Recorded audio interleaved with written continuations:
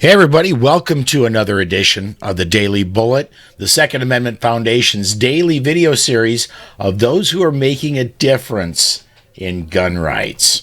Joining us today, Rachel Malone. I've known Rachel for quite a while. She joined me on a little tiny podcast called Politics and Guns years ago. That became the Polite Society podcast. Rachel's moved on to do some great and fantastic things. Rachel, what I want to talk to you about to begin with, if we could, I know the story, but I think it'd be great for the rest of the gun-owning public to know the story. How did you become a gun rights activist? So it was a little bit of an accident and a little bit of just trying to follow up on a dare. I never set out to be a gun person, much less a political activist. That was the farthest thing from my mind. I was just a music teacher. I taught classical violin and piano. But my brother mentioned to me when we were in our early 20s, he mentioned he was going to get his license to carry. And we grew up conservative, and I had never, ever turned my back on conservative principles. So in theory, I should have been a gun person. I should have said, oh, that's great, you'll be safe now. But we didn't grow up around guns. So I thought I knew the issues I was supposed to agree with, but the thought of my brother carrying a gun terrified me. I was sure the gun was going to blow up and he was going to die, and I just didn't want that to happen. And so I hit the internet, I did as much research as I could, and I was trying to find all the data to show that he was more at risk carrying a gun than not. And as it turns out, the data, it's there. It shows us that we are safer when we do carry a gun. And even though I was still terrified of guns, my next question was, well, so how can I start carrying a gun? Because now I realize, even though guns scare me, I'm actually safer carrying one. I'm more at risk not having one. So that was what propelled me into the gun world. And then it was kind of a similar sort of situation that propelled me into the activism world, because there was a bill in Texas that would say, well, if you have your license to carry, you can put your shirt on either side of the gun. You can carry either open or concealed. And at the time we had to carry concealed. And I was like, I want to be able to wear the clothes I want to wear. I'm sure somebody else will work and get the bill passed. And what happened is they didn't work. Nobody else got the bill passed. And I was pretty ticked off because I thought it was somebody else's job. And I realized, I didn't do anything either. All of us just sat there and did nothing, and the bill died. And so that's what propelled me into activism, because I was like, I'm going to jump in. I may not be the best person for this, but at least I'm going to do something. I'm going to do everything I can to make this bill pass. And it went from there. And now I get to work for constitutional carry, ending gun-free zones, and all sorts of things here in the Texas legislature with Gun Owners of America. That is very cool. And I'm going to have a little bit of fun with you. When you were a regular on the Polite Society podcast, we used to have arguments over whether Texas or South Dakota was going to get constitutional carry first, and we won. But I never really had a doubt you would. I always had to stick up for the Lone Star State because I'm such a Texan, but no, I saw you guys moving for it. Unfortunately, Texas doesn't live up to its reputation, but congratulations on winning. Thank you. So let's talk a little bit. You are the voice of the Gun Owners of America in Texas. You're a representative of them. And yeah, every time I see something on social media, you're in this city, you're in that city, you're all over Texas promoting gun rights. But quite often what I see is you're in Austin in the State House, and you are, for the lack of a better term, lobbying for good laws and against bad gun laws. And you started this before GOA ever came along and said, hey, come work with this. You started this just as Rachel Malone and registered yourself as a lobbyist, right? I did. So I didn't have to be a registered lobbyist, but I was a grassroots lobbyist for sure. I tried to be the voice of the grassroots. But to me, even more important than just myself showing up is I tried to train Texans, anybody who is interested in gun rights or, frankly, other issues that secure our liberties. I tried to train them the process, because what I discovered is it's not that hard, and it really doesn't cost much of anything to be effective, at least at a basic level, to be very effective at stopping bad legislation and helping good legislation move along. There are only a couple of times where you really have to show up in Austin, and all the rest you can do from home on a shoestring budget. And so I traveled around Texas teaching people how to be involved because I realized that's our power. It's not one person showing up to represent everybody else. It's all the people knowing when they need to show up, when they need to make a phone call or email, and yes, when they need to show up in person.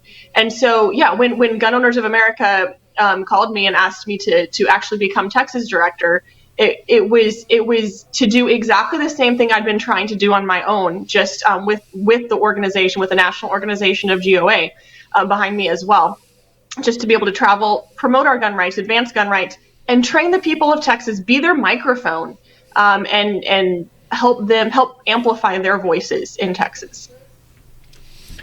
Now, Texas, one thing Texas does that I wish South Dakota and every other state in the nation did, they got it right when they set their legislature up. They only meet every other year. And so your rights are only at risk from official legislation every other year. However, that year is coming up in 2021, and I've read some really horrific bills that some people have advanced for consideration in the legislature. Part of which is they want the open carry law to go away, which you fought very hard for, and there's other bills. Could you talk about some of what's coming up in the coming legislative season? Sure thing. So not only is our legislative session every other year, it's only 5 months. So I'd tell you what, I'd much rather it be that way than full-time, because we only have 5 months we have to fight against the bad bills. But it also makes it that much harder to pass the good legislation, because it's so easy for it to just, you get stuck in a committee for a couple months and then you're past the deadlines and it's dead. But yes, bill filing started just a few days after the elections, and legislators will keep on filing bills until the middle of March. That's halfway into the session. The session starts in January 12th. But what's happened right now is we did have a rush of bills filed just the very first week of session. There have been several hundred bills filed already, dozens on guns. And you definitely, you can separate the categories out. There are some important bills filed already that would protect our gun rights, and there are more that we expect to be filed. There are a lot of bills filed, a lot of anti-gun bills, and this isn't unexpected. I mean, that's what they did last time. There were I want to say over 100 anti-gun bills filed last time. A lot of them didn't ever move, didn't get a committee hearing. But here are two important things that everybody should take away from these bills. So it's things like universal background check. So if I even transfer a gun, if I loan you a gun, I have to run a background check. Some of the bills would even make you do that for family members. Limiting gun shows, and they define gun shows as 3 people gathered together for the purpose of conducting these sales. Wow. It's extreme limitations on gun shows, because they quote their gun show loophole, right? And then yes, getting rid of our stand your ground laws. So it would force you to have to try to retreat before you can use deadly force in most places. Just so many terrible bills that have been filed, as well as some bills that may not seem quite as threatening, but let me tell you, those may be the greater threat. So there are things like the latest one that was filed was Texas won't accept any other license to carry. We see things like changing our signage for 30-06 and 30-07, which if you're a Texan, you know about that. And we're definitely going to see, we've already seen some bills filed that would say, well, you have to store your guns in safes. And so I want to separate the bad bills into a couple of categories. There's the shock and awe bills, the ones that I'm going to get all the phone calls and emails from all of our members saying, oh my gosh, did you see this bill that's going to ban all the guns? Oh, did I mention there's an assault weapon ban that would literally ban everything they define as an assault weapon, which is literally all revolvers, most of your semi-automatic pistols, semi-automatic shotguns, most of your commonly owned rifles. They would ban magazines that hold over 10 rounds. So it's all the California style stuff, right? So I'm going to get all the phone calls from our members saying, oh my gosh, have you seen these horrible bills? We have to fight these horrible bills. We need to remember that with the makeup of our legislature right now, I don't think they're going to pass an absolute outright full-on gun ban. We need to remember that if we don't work hard to elect pro-gun legislators, those kinds of bills are going to pass next time. I guarantee you, if they can get enough power in the legislature, that is what they will pass. But right now, even with a more pro-gun legislature this session than we had last session, those little bills that seem so much more innocent, those are the danger to us. And if we're paying so much attention to the shock and awe bills of, oh dear, we can't have this horrible thing pass, we're going to accidentally or just overlook these little dangerous bills that will slip through, like mandating how you store your guns in your home, things like that. So that's what we're going to have to be fighting against. At the same time, of course, we do want to advance our gun rights. So it sounds to me like almost a bait and switch. They put up these horrific laws, hoping that you go really hard against those horrific laws, and they can sneak in the ones that are just the little bitty infringements. That's exactly what it is. And again, I'm not minimizing the fact that in the future we may have to fight those if the legislature makeup changes. But right now we shouldn't let them completely distract us from our mission of stopping all the gun control and advancing all the gun rights. Get rid of that license to carry. We don't need a license to carry. We need constitutional carry. Texas should follow the footsteps of, Oklahoma, Arkansas, Kentucky, South Dakota. Get rid of that license to carry. If you own it, you should be able to carry it. Get rid of the gun-free zones. Those are the things that are going to keep Texas safer, and that's what we need to be fighting for this session. I'm going to go back to, again, when you were a member of the pod, you used a phrase that I thought was absolutely spot on when we were talking about gun laws. You want Texas to boldly go where 18 states have already gone. Speaking of constitutional carry. Right. Everybody thinks Texas is such a pro-gun state. And we have an amazing heritage. We have our come and take it heritage. We were our own freaking republic. Texas has so much history and so much heritage, but we are not living up to our name. And it's about time we follow all the other states that have restored the rights of their citizens. And it's time for Texas to restore our rights as well. Very cool. So we've only got a few minutes left. Let's talk about some of the good gun bills that are up. What's on the horizon? Sure. So definitely we've already seen at least one bill filed that would, in a way, get rid of the license to carry, and we're expecting at least another bill that'll be a full constitutional carry bill. Some bills also that would end gun-free zones. And then a couple that sort of relate to current happenings. There are a couple already filed regarding the governor's emergency powers. So right now in Texas, as in many, many other states, the governor has the power to restrict or regulate the sale, transportation, and use of guns and ammo during an emergency, a state of disaster or emergency. And we've seen so many states of disasters and emergency this past year during the coronavirus response. Thankfully, our current governor didn't restrict our guns and ammo, but he could have. And so we have bills to remove those emergency powers so no future governor can mess with our guns and ammo under the guise of it being protecting us in an emergency. And then we saw, you may have heard about the anti-red flag law bill that came through Oklahoma.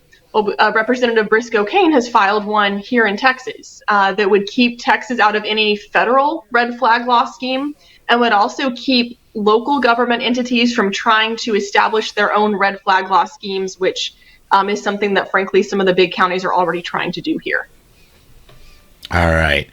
Well, we are coming really close to the end of the segment here. Before we go, one more question, and then I'm going to ask you to let people know how they can get in touch with you. But with COVID, that has changed a lot of things around the country. Is that going to be changing this Texas legislature at all? And will that give people more of a chance to connect to their legislators and give testimony and things like that? It's definitely changing things. We don't know what it's going to look like, though. Our Capitol has been closed to the public, closed to everybody except for legislators and staffers since March 18th of this year, 2020. Mm-hmm. There's been talk about, is it going to open? And there was a little bit of talk about opening it only to lobbyists, and I think everybody shut that pretty well down. But at the moment, we don't know. So on the one hand, it will be great if people get the ability to participate virtually, because it will give more people the ability to do so without traveling to Austin. On the other hand, the power of the grassroots is in showing up and making them look in our faces, look in our eyeballs when we tell our stories. And we lose that. We lose the ability to walk into the offices and chat with staff and hear things and pull them away for a conversation when they're walking in the halls. So I hope and I pray that they are not going to restrict our ability to peacefully assemble and petition the government for redress of grievances in the best way we could, which is showing up to the Capitol. But at this point, we just don't know. Sure. Well, if somebody is interested in becoming more active in Texas, if they want more information, how do they get in touch with you? The best way is make sure you're getting our email alerts. Go to texas.gunowners.org. That's texas.gunowners.org. You can join as a member. It's only $25 a year. You get a GOA membership. We'd love to have you as part of our community. If you can't do that, at least make sure you get our email alerts. Scroll all the way to the bottom of the webpage. That's texas.gunowners.org.